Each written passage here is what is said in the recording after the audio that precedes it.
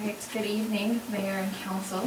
My name is Holly Strong, representing Chesapeake Energy, and just wanted to come to you tonight to talk about a few of the items that we've been in discussion with over, I guess probably starting back in June and July when you all were reviewing your gas drilling ordinance.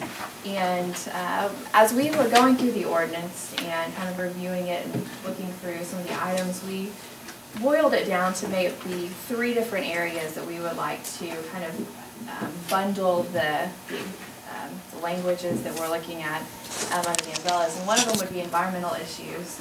The second one is fees, and then the third one is grandfathering. And I have a copy of the presentation that I provided with you all for you all tonight. And then there's also a document at the top that says Lakeside Ordinance and Proposed Chesapeake Revisions. And so that's going to be more of a supplement document that I'll refer to. But basically what it is we went through the ordinance and picked out the language that's currently in there, and the Chesapeake recommendations are in red in there. And then if there's any items that we would like to delete or strike through, that's reflected with the strike through in there. So I will begin this part. And I'll kind of walk you through it so it'll be a little bit easier. But it's a lot of information to digest.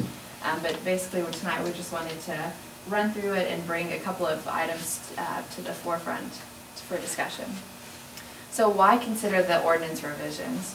We believe that adoption of these proposed revisions that we'll discuss tonight are going to be a win-win for the town of Lakeside, city staff, Chesapeake, and our lessors in this town.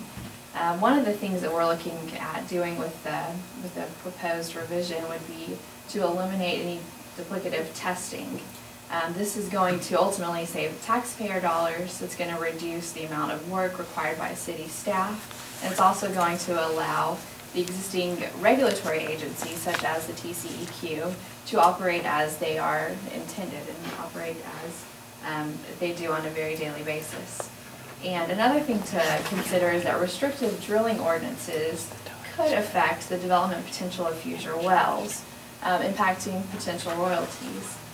We have seen some recently in the news, the city of Southlake has passed a very restrictive gas drilling ordinance, and as a result, there's little activity going on in there, little gas drilling going on in there.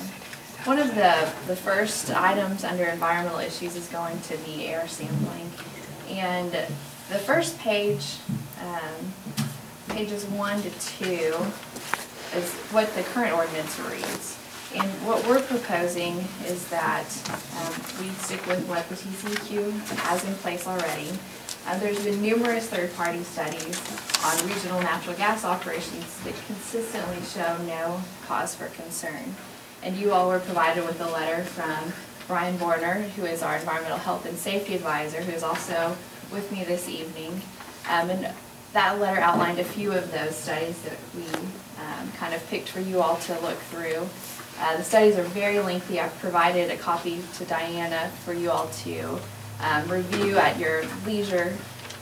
But in there, you can just kind of read through that at your, and there's a copy also should be included with the presentation tonight. So the current ordinance language is inconsistent with the current TCEQ regulation. And the TCEQ has primacy within Texas to permit, inspect, and enforce those air violations. On the municipal level, the authority exists around the nuances or the nuisance with the dust and the odor. And the TCEQ must take any survey samples ultimately to be able to enforce any air quality consequences that may be occurring. So the current ordinance requires unnecessary air sampling, creating unenforceable duplication. Chesapeake's commitment here and across the Barnett is 100% compliance. If it's broken, we'll fix it, period. And the recommendation that Chesapeake makes here is just to revise the language to require the operator to maintain compliance with all state and federal regulatory standards. And on page 7 of the supplement that you have, there's a best practices in red that we've outlined, and that's the leak detection and compliance plan. And that's kind of some suggested language that you all can go back and read through that we feel would be a win-win for both Lakeside and Chesapeake. The next issue under the environmental umbrella is going to be the water sampling.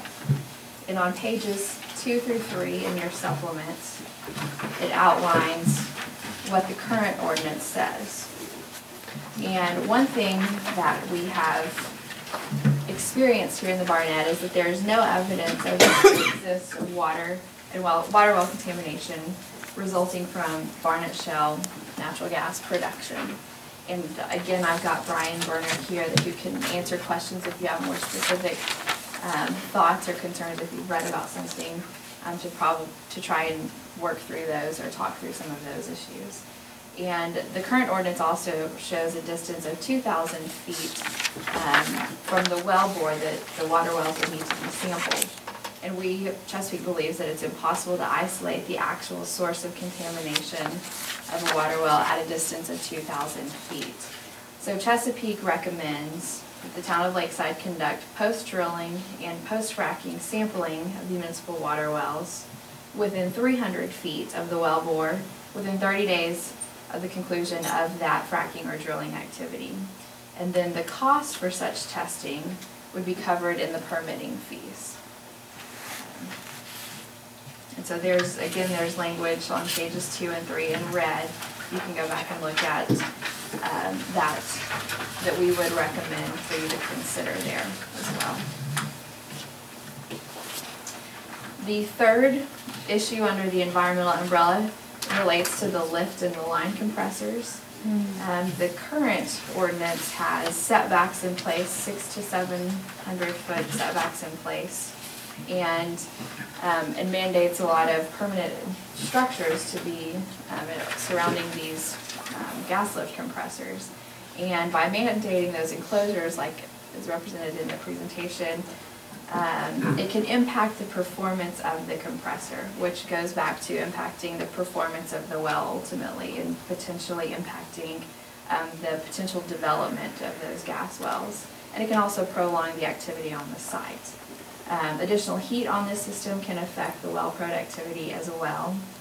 And alternatives, if the noise is the issue, there are sound blankets that can very effectively reduce and keep those compressors within allowable limits, allowable decibel levels that's in your current ordinance.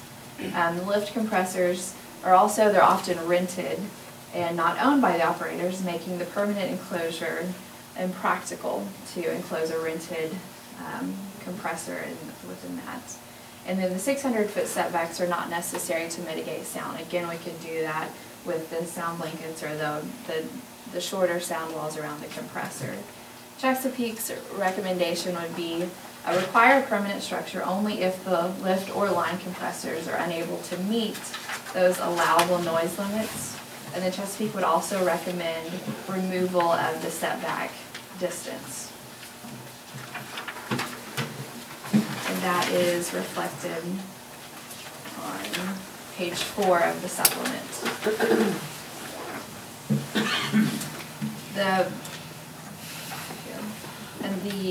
The next issue under the environmental umbrella would be the sound.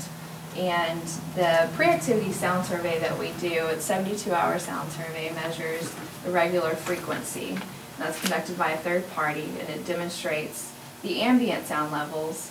And what we have found in our sound survey is that the ambient levels are slightly higher than what the current ordinance allows. So even at ambient, it's out of compliance, and this is due to road noise, the location of the, being in the nearby flight path, and even crickets chirping made those decibel levels spike slightly.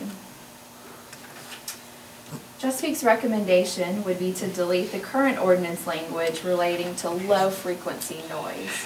And we're working with Barron's, our environmental company in the Barnett Shale that has a ton of experience with sound surveying in other cities. to develop a reasonable decibel level that would work for those low frequency ambient levels. Now the difference between low frequency, pure tones, it's very jumbled and can be very confusing.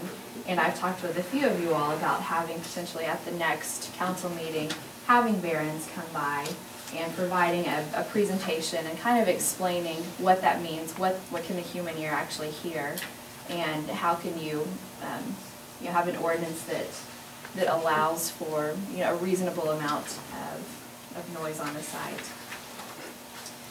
And what you do have in your ordinance is the decibel levels during fracking and drilling, which would be 5 decibels, sound level not to exceed 5 decibels during the daytime and 3 decibels at nighttime.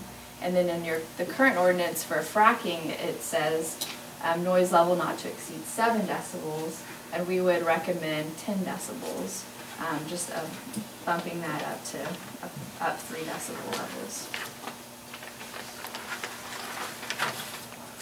And the final issue under the environmental umbrella is going to be as it relates to the Railroad Commission permit. And basically the current ordinance requires an approved Railroad Commission permit at the time that Chesapeake submits the gas well, or that any company would submit the gas well permit. And for various reasons that I've outlined here, we would like to recommend that prior to the issuance of the gas well is when you would need to have the approved Railroad Commission permit. So, and for one of the main reasons and one of the big things here is that leasing continues to go on after we've submitted the well, or the well application.